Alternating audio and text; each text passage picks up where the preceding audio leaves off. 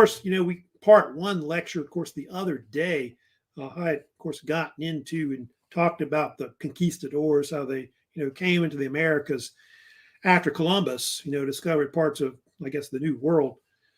And I think I talked about Ponce de Leon and some of these earlier conquistadors that came in to the Americas, Coronado, De Soto, et cetera. And then, of course, I talked about Hernan Cortes, who I think a lot of people seem to think that is considered one of the most famous of the conquistadors that, conquered part of the New World. Of course, we are going to talk about another famous conquistador that's well known, which is Francisco Pizarro, who came to the Americas really in the early 1500s. Pizarro, of course, was an old conquistador. That guy, I think when he died, was just like in the 60s or something like that. But Pizarro, of course, is very famous for his conquest of Peru in what, of course, will be the famous Inca Empire that existed in that part of the world. Here's kind of a map showing you where the Incas were, of course, in South America. The Incas were like this pre-Columbian empire of Native American or indigenous peoples that lived mostly in the Peruvian highlands, which I guess today mostly like where the Andes mountains are, which are kind of along the spine of South America on its western side where the Pacific is. And they ruled over those vast lands. In fact, I think they say that empire was the largest empire really in the New World, maybe comparable to almost like the Romans, in the Old World, because they had like roads, a system of roads throughout their empire and things like that, like the Romans had. Their emperors were very powerful. They're sometimes called an emperor or like a prince. Usually they were called an Inca. And so a lot of times they'll call them the Inca people or Incas because of that. But they're actually called the Quechua people because they spoke a language that was called Quechua. And so they're still called that today throughout parts of South America because a lot of the people still live there, like in Peru, Ecuador, and parts of Chile.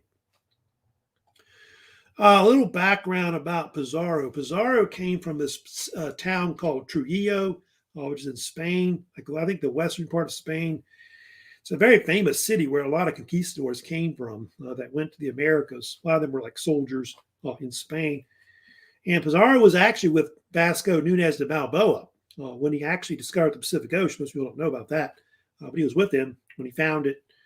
And he ended up being some kind of powerful mayor and governor that was in Panama. And when he was in Panama, he heard about the Inca Empire, like from rumors that were, I guess, coming up from South America.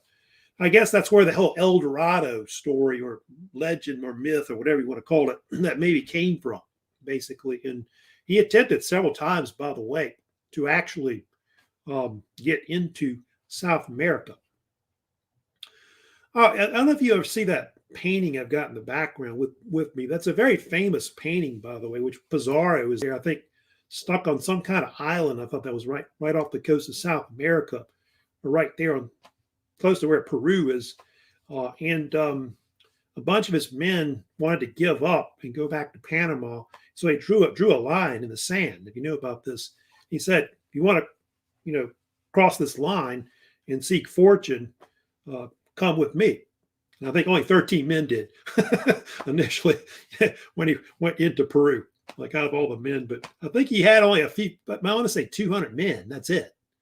That he initially invaded into Peru at the beginning. But he had other people that other Spanish, so it, of course, come in, of course, later. Hey, Trevor, we're having a great morning out there as well. So yeah, we're talking about Francisco Pizarro, of course, who had conquered, Inca Empire in Peru and all that. I kind of usually mention about Pizarro, which is true about this. He had a bunch of brothers that came with him. Juan, Gonzalo, Hernando, Pizarro brothers, they were called. They played a major part in this little small army that went into Peru and invaded. So they played a major part in the conquest of the Incas, et cetera. And they were kind of like the mafia for a while, kind of controlling Peru for a while until the Spanish crown kind of got more power than anything. If you go to this map here that I've got, Pizarro marched into Peru and he went to the city you can see in the map called Cajamarca, where the ruler of Peru of the Incas was, which his name was right here, Atahualpa. He was the current ruler and one of the last major. I think they have like two other emperors they have after that rule over the remnants of the Inca Empire. And on November 16th, 1632, Pizarro's men ambushed Atahualpa's forces. Atahualpa thought they were just going to meet a peaceful meeting between, I guess, ambassadors or whatever it is. Pizarro saying he's some kind of ambassador to, the King of Spain, Emperor Charles. At the time, I guess, Phil. I think Charles, that's the wrong year, by the way, I just realized. That should be 1532. But yeah, 1532 is the year, actually. And so they ambushed Atahualpa and captured it, basically. And what happened was they forced Atahualpa to basically pay them a ransom worth like 2 rooms of like gold that they actually filled up at one point. I think there was a story where Atahualpa drew a line on the wall and said, fill this room, with gold. And I think at one point they filled it to like what would be later 24 tons of gold. So I guess Pizarro, like I said, had found his El Dorado there at that point. And so I don't know if it's that amount of money, $850 million, but it might be the amount of gold that they took from the Incas. And the Incas, by the way, the Incas were mortified that the Spanish wanted this gold. They didn't understand it because to them, the gold was mostly used to honor their gods, which I think their chief god that the Incas worship was the god Inti, the sun god. So that's mostly why they made the gold objects and stuff like that, to honor the gods. They didn't know it was like worth money and you could buy stuff with it like in Europe, and they didn't understand that, things like that. So that's basically how they did that. And of course, if you know what happened with Atahualpa, Pizarro had him killed. He had him murdered, I think the next year.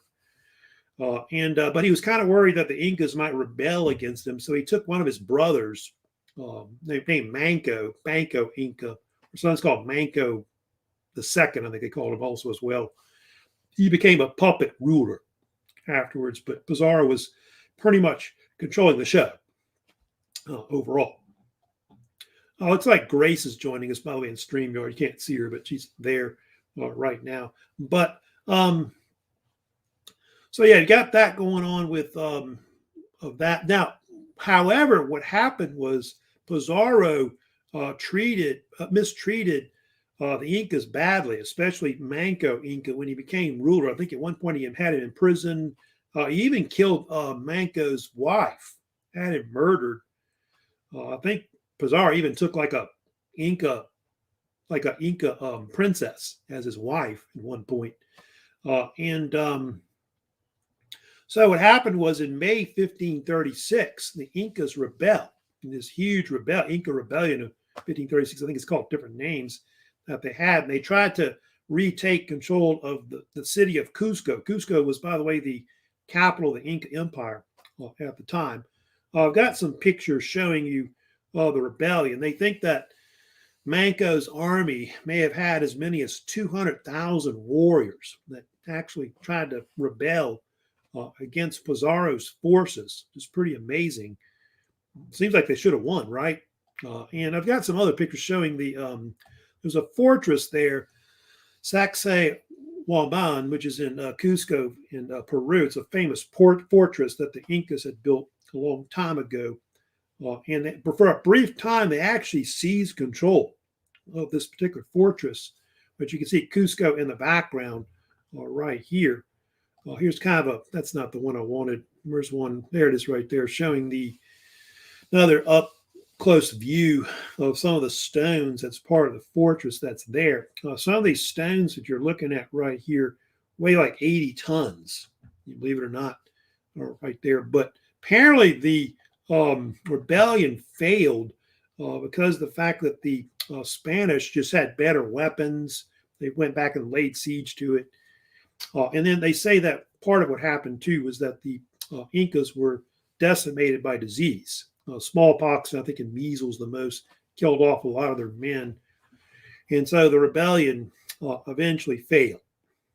And so yeah, that's kind of the sad story about that. And so what happened was that the defeat of Manco forced him to retreat into the northern jungles of northern Peru, where he tries to kind of reestablish a separate state away from the Spanish. So they often call it the so-called Neo-Inca Empire, I think is one nickname that they often called it. And he had actually found new cities, which I think I've got some pictures showing. I think just there's one I've got to know showing one of his cities I just showed earlier, which was, some people claim that's what they call Vilcabamba, which I'll kind of talk about in a second, but it's called Vitcos. Yeah, Vitcos is one of the main cities he founds there, but some people claim it's, they claim that's Vilcabamba, which is one of the nicknames for the so-called lost city of the Incas, which was a city that was supposedly founded by Manco Inca, as supposedly like his new capital of his empire that he was going to rule from. That's a separate city. It's called Vitcos, which is now called Rosapata, I think is the name they call it now. It's like ruins of it that are there. But it's often called Vilcabamba, which is the so-called lost city of the Incas, which was basically in the jungles of Peru. It's not much left of it. It's mostly a bunch of stone ruins that are kind of just in the middle of nowhere in northern South America, very close to the Amazon jungle. It's where kind of, well, I think northeastern part of Peru, I believe, is where it is. Some also confuse that with Vilcabamba, lost city of the Incas, with what they call Machu Picchu, which you probably heard about that particular site. Machu Picchu was actually this Inca state and fortress that was built in the 1400s, like in pre-Columbian times, by the Incas back in the 15th century. And apparently the Spanish never found it for some reason. Didn't see it, whatever. That's way up in the mountains of the Andes Mountains and all that. And it wasn't until 1911 where this American explorer named Hiram Bingham actually discovered it. And now it's like a big tourist, attraction. People want to, climb there and look at it. And so it's kind of considered one of the most famous, sites, of course, associated with the Incas from a long time ago. What happened with that afterwards? Well, the Incas, they're still there. Like the Quechua people are still part of, of South America, whatever, Peru, Ecuador, etc. But yeah, the Spanish would come in; they would colonize it. Peru kind of becomes like a viceroyalty or colony that's part of it. And Pizarro goes on, by the way, to found a city called Lima, which Lima becomes, the capital of now this nation of the country of Peru today, which was founded in 1535, you can see.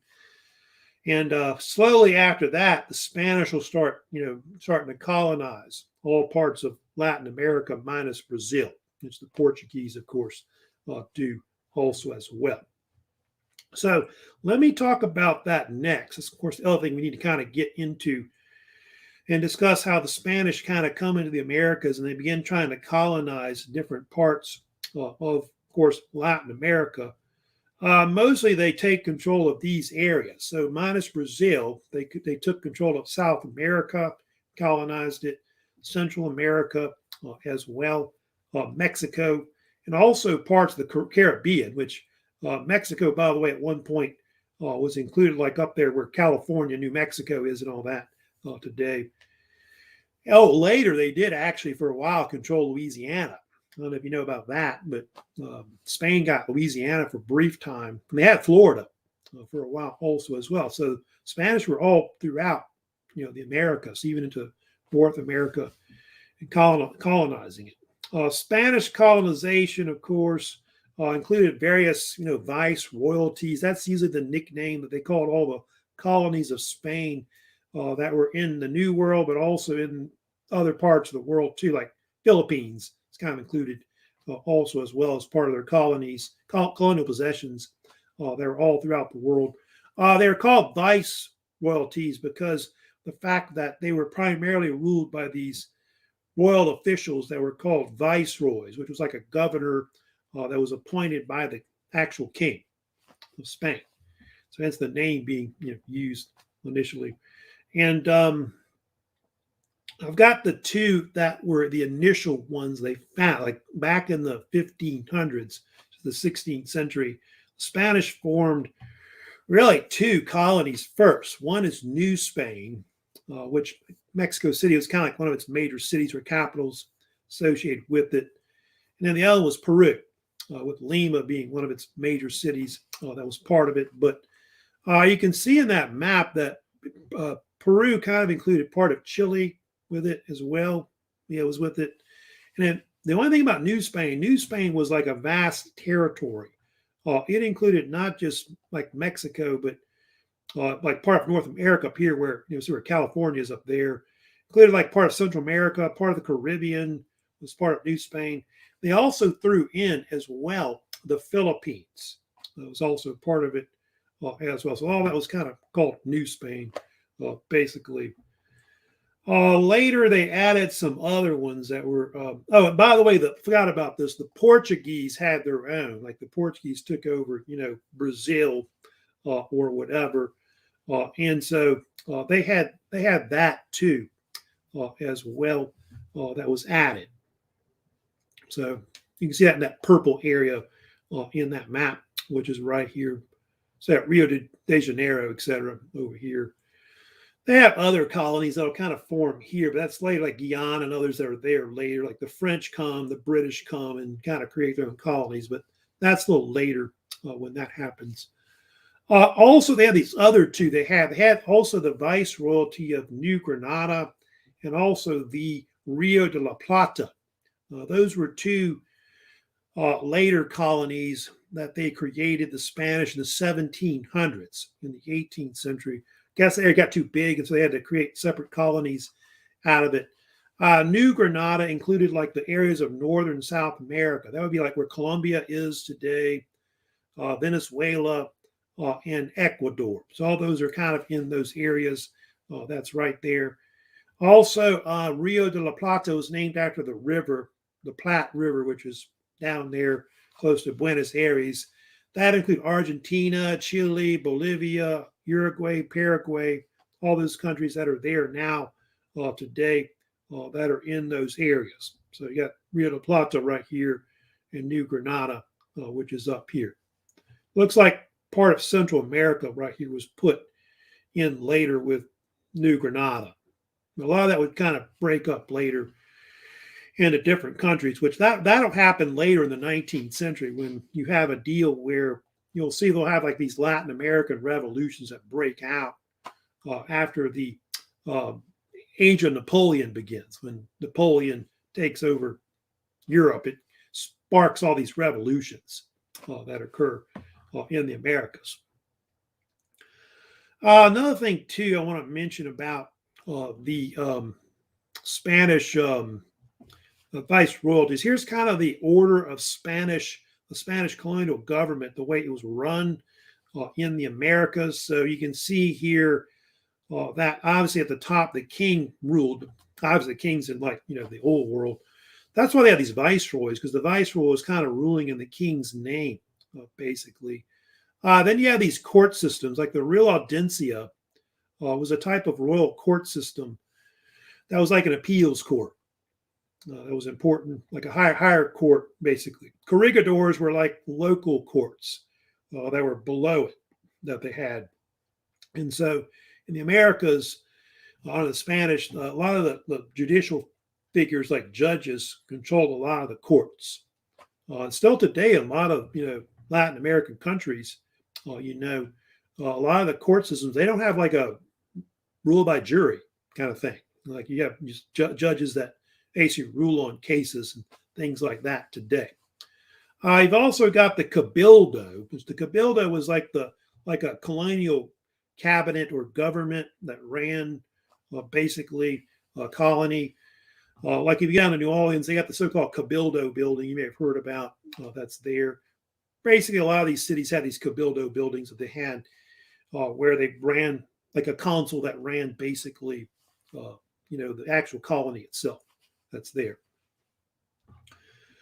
Then the other thing that the Spanish kind of, when they came to the Americas, that they created like a new kind of social class system, which was called different names. It's often called the Spanish caste system, or I guess the actual Spanish name, if you want to know, is the Sistema de Castas, or Spanish caste system, or caste system is basically what it was called.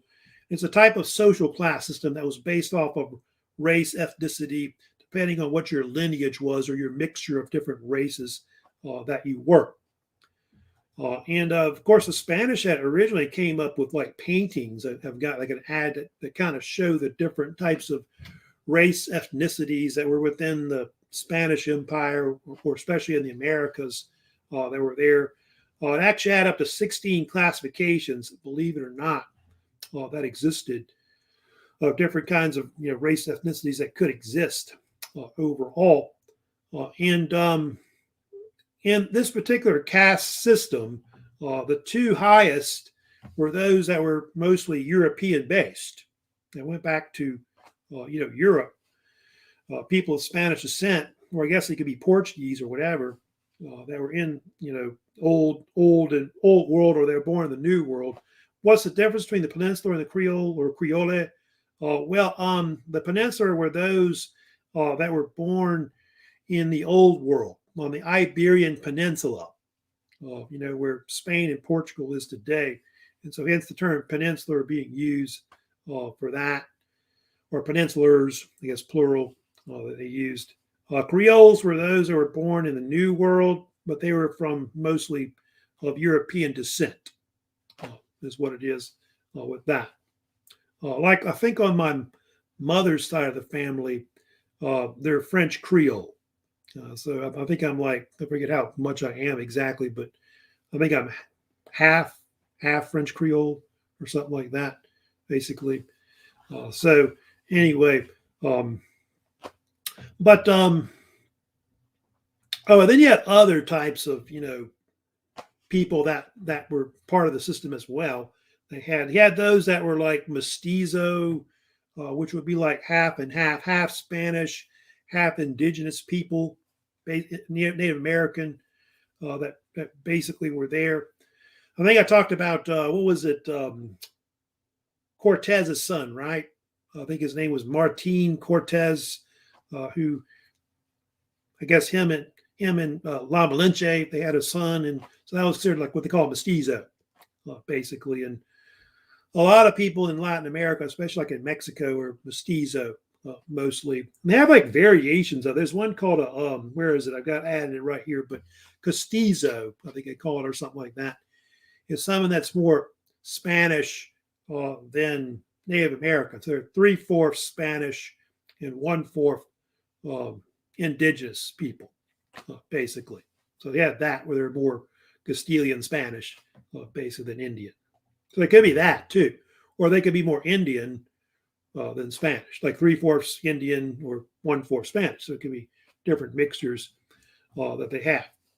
Of course, the indigenous peoples, Native American Indians, they were mistreated the most. I'll get to it later, but they're exploited, as you know, as slaves by the Spanish. I'll talk about the encomienda system that was well known in the Americas. They're still kind of mistreated today. They're kind of discriminated against a lot in Latin America because of that. They're kind of on the bottom, of the whole caste system, pretty much. Just kind of ironic, because I think before the Spanish came, they were on top, and then basically when the Spanish came, they got put on the bottom. I think the Incas talked about how that was the world turned upside down when that occurred. Of course, African people, black or Negro, basically were also part of the system as well, under the colonization of the Spanish. And that's because of African slavery being introduced to the Americas. Majority of African slaves, by the way, did not go to, like, say, where we are, North America. Most went to Brazil, like in South America, and I think the Caribbean overall. They're part of it as well. They also have mixed races, like those that are, like as examples, mulatto was another term that the Spanish invented. where they're a mix of African and European, basically descent. They also have what they call it Zambo or Sambo, which some people see as kind of like a racial slur today. They also kind of coined that term in Spanish as well, which is a person that's a mix of African and Native American or indigenous people. They call that as well. So there's all these different kinds of mixtures of races that exist. That's part of where all that came from, like the whole race thing, that they have today in modern times that people, I guess, obsess over today. Is something that started because of the Spanish, I guess because of what happened in India too, with the caste system over there and all that. But if you go back to medieval, ancient times, people didn't really care much about race until modern times. I think they used to break up people more based off of what language they spoke and things like that. Now, there's one thing I'm going to talk about, which is very famous, of course, about the Spanish going into the Americas. I'm going to get into what they call the encomienda system, a little history about that. And this was like a type of cruel labor system of Spanish that they kind of invented in the 1500s to basically use Indians, indigenous peoples, to work the land in general. And they believe it would cause the deaths of lots of them, like hundreds of thousands of Native Americans would die in the Americas, not just from being worked to death, but also from disease overall.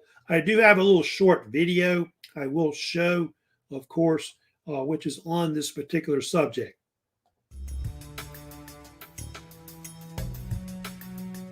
The Spanish explorers who came to the New World seemed to have no qualms about enslaving Native American people to work for them. They forced the Indians to work in labor systems called encomiendas that were ruthlessly managed by the conquistadores. What the encomienda was basically a contract that was going to be entrusted with a group of people, of Indian people, who was going to work for him, and basically was working in cultivating the lands or in mining. It was not a grant of land, so the encomienda just meant a group of people. In 1537, Pope Paul III outlawed the enslavement of Indians because he hoped to convert them to Catholicism.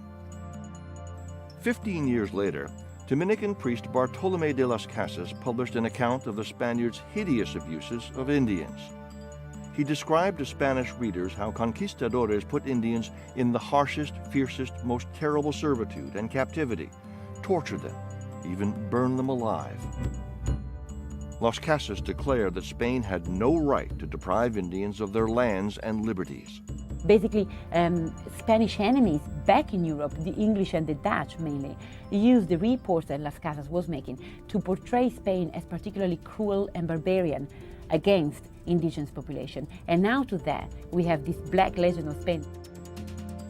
Under pressure from other countries to reform its ways, Spain abolished its policy of enslaving Native Americans in 1542.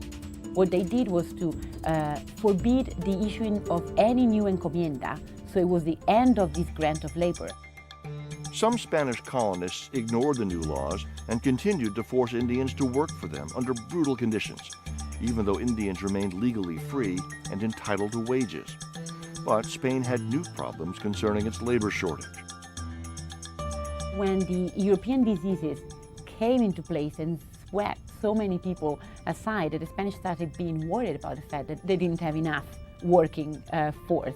As Indian tribes died off from overwork and exposure to European diseases, the Spanish imported African slaves to replace them. So yeah, I'll kind of talk about that a little later also as well. So yeah, they had this priest named Bartolomé de las Casas, who you see, of course, in this image right here. He, of course, was very famous for eventually trying to ban it, and kind of get into what how the system kind of worked. The actual colonists that came were called encomienderos. I think it's the common Spanish term that they used. And basically, colonists that came to the Americas were given so many Native Americans that they could basically entrust to. Basically, they were trying to get them to convert to Catholicism, get rid of their old cultures, and become like civilized Spaniards. I guess was the whole point of what they were trying to do. However, they exploited them, for use as slavery a lot in plantations, mines, etc. In fact, the word encomienda supposedly means to entrust, is what it means in Spanish. However, the system was very cruel. As you know, like I said, a lot of Indians died. A lot of them died of disease because of the European disease that were, of course, brought over. Las Casas was one of the main figures that helped to kind of eventually ban this system, which eventually went away over time. He was often known as the protector of the Indians, and he had lived throughout not just Mexico, but I think he had been in the Caribbean for a while. And so he was one of the first to really challenge it, and he was helped by the fact that the Pope at the time, Paul III, I think was one of the popes that started the Reformation, the Catholic Reformation, banned Indian slavery, which kind of aided him. I don't know if they mentioned about this book, but he had this book he wrote that's very famous called A Short Account of the Destruction of the Indies, published around 1542, and described how the Spanish had colonized all the Caribbean and all of its policies that helped to wipe out all the indigenous peoples that lived throughout that area by hunting them down, killing them. Some Indians even committed suicide under the Spanish and things like that. And so he was instrumental in basically getting the system gotten rid of. But it took a while. There was actually this thing in 1550 you may have heard of called the Valladolid debate. Valladolid is a famous city in Spain. And this was actually a debate that took place between Las Casas and this other priest named Juan de Sepulveda, who was in favor of keeping the actual encomienda system.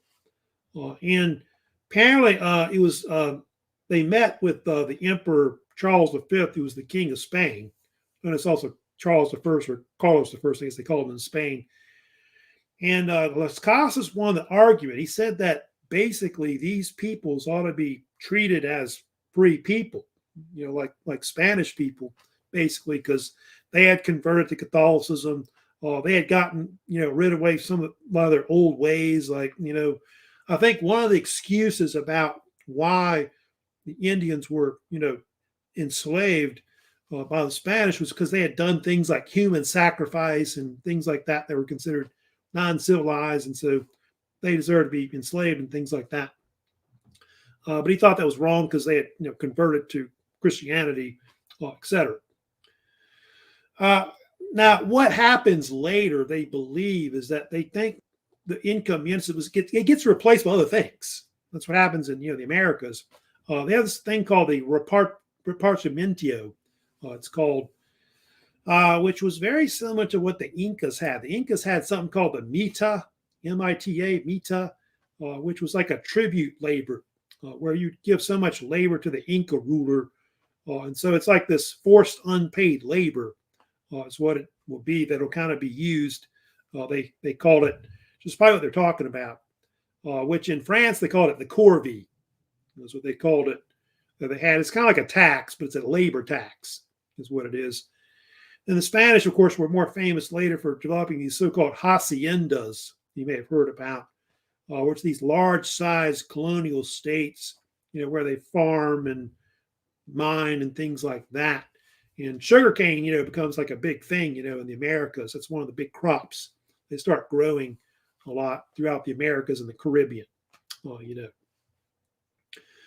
Las Casas influenced the so-called New Laws of 1542, which Emperor Charles V, of course, agreed to, which would ban Indian slavery, but within one generation. That's that they didn't end it like right away, like right there in 1542, but within a generation it was supposed to be wiped out. But like I said in the video, some people tried to hold on to it anyway. But Las Casas, the only thing about him that some people criticized was that Las Casas in the Valladolid debate said that maybe what they ought to do is concentrate on bringing in African slaves instead to replace Indian slavery. And so that's one of the things that happened with Las Casas. I guess that's kind of maybe on the negative side, is that African slavery eventually replaced Indian slavery, which from the 16th to the 19th centuries, that'll be the dominant thing that will replace it over time. I think I've got other images like showing Las Casas here with this famous book. Of course, it's called different names that he wrote. I think he wrote some other books that were also well known. Yeah, you can see the Portuguese, they imported a lot of African slaves too because of sugar cane. It takes a lot of people to harvest it and grow it and all that because they didn't find any gold and silver much there. So they had to clear the Amazon forest and things like that as well. Now, there's something else, of course, I did want to mention, of course, about the Spanish when we were talking about this whole thing. Later on over time, they talked about in the video about the Black Legend about Spain. And it was this theory that Spain's empire had been built on genocide and slavery, and it was evil, like a demonized type state, A lot of that was anti-Catholic propaganda. It was kind of pushed by various countries that were in Europe, England and others that didn't like the Spanish and so on. And a lot of that is exaggerated about the Spanish. I think slavery was pretty much a dominant thing, throughout all these like England enslaved people too, and stuff like that as well. And so that was the norm back then, slavery, pretty much throughout the, I guess, early modern world before, the 1800s, they banned slavery, at least in, parts of Africa and other Asia, they still have slavery, believe it or not. That's still kind of going on, but eventually it does get banned. Now, of course, you got this map here. You can see on the left there, that's kind of the areas that the Spanish, over time will of course, colonize. Part of why the Spanish colonization was such a big boom was because of mining. Mining took off, mining like silver, gold, and things like that. And the crown realized that they needed to tax it and all that. And so starting in the 1500s, the King of Spain began a huge tax on mineral rights, which was called different names. They called it Quinto Real, I think was a common name, which meant royal fifth, or Quinto del Rey, which meant the king's fifth. So they taxed like 20% on mineral rights, depending on what you were mining. And I think over time they increased it to 25% by the time you got into like the 1700s and all that. They believe that part of what they think the colonial boom was mostly due to silver more than gold. And they talk about all these Spanish galleons that the Spanish build to ship stuff back, whatever, to the Americas. But silver was actually the thing that really was the biggest thing they mined. That's well known, especially in Mexico. In Mexico, they invented this thing called the patio process. You may have heard about. Invented by this guy named Bartholomew de Mina in the 1500s. And it was a new way to extract silver from ore using mostly mercury. And so that created this huge colonial boom, especially into Mexico, et cetera, and also Peru, I guess. And so people started moving down there. And so Spain goes through kind of a brain drain. A lot of people leave Spain, cause actually Spain to decline. It's not really a major power later. And so most people go to the Americas, of course, and live there. You can see on the right later all the different countries that are kind of created in Latin America. They do have these so-called Latin American revolutions that do break out, which happened in the beginning of the early 1800s that they have, whereas Spanish and Portuguese kind of break away from, their actual states in Europe. They form their own countries. So you can see, like in South America, you got Argentina, Chile, Uruguay, Paraguay, Bolivia, Peru, Ecuador, Colombia, Venezuela. Those are all countries that are kind of formed that were originally part of the Spanish at one point, their empire. Brazil, of course, become a separate state as well. Panama, Costa Rica, Nicaragua, Honduras, El Salvador, Guatemala, Belize, Mexico, Haiti, all these other countries you see there, of course, formed later. Later, Haiti, Dominican Republic, that'll kind of break up into two states, and you got Cuba also there as well. Those are all kind of eventually will be states that kind of form out of those there. So those are all these independent states that kind of will later form, but that's more into modern times in the future. So that's kind of important. You know, that if you go to most of that part of Latin America, you know, most people are Catholic because of, you know, the Spanish and the Portuguese that colonized that area. You know, a lot of the Aztec Inca peoples were still, you know, in the Americas. They're kind of a minority, but they still practice some of their culture a little bit. A lot of it's been mixed with obviously Spanish, Portuguese influences, you know, that have come into the Americas, which has kind of become a different, unique culture there. So anyway, that's my, of course, the second part 2 lecture, of course, on the conquest of America. Of course, next week, I'm going to be getting into a new lecture series, of course, on the age of absolutism. Talk about some of the major powers of Europe, such as, we'll probably get mostly into France, Spain, Austria, Russia, Prussia. These are major state type nations that begin to kind of unify. And they're all ruled by these centralized monarchs, you know, like a Louis XIV or a Peter the Great, that kind of rule over them. So we'll kind of go into that and talk about that. Those lectures will be, of course, a major topic, of course, that'll be on your first exam, because I think a majority of the first exam is probably going to be that the most. And I might throw in some questions about this particular lecture series on the Conquistadors and all that as well. So before we go, don't forget, I told you we have assignments to do this week, like around this week, I know, which is the World Exploration Quiz, I think number 2. And then, of course, don't forget the vocab is due, I want to say Friday. I think I pushed it back, but you can start uploading that this week pretty much. So that's it for the week overall. Like I said, if you have any comments, questions, of course, about the lecture, you know, please let me know. Of course, on my YouTube channel. I don't think anybody's got any comments, questions anymore for the rest of the day, but I'll see y'all, of course, next week, and hope y'all have a great weekend, of course, coming up. So y'all take care. Okay.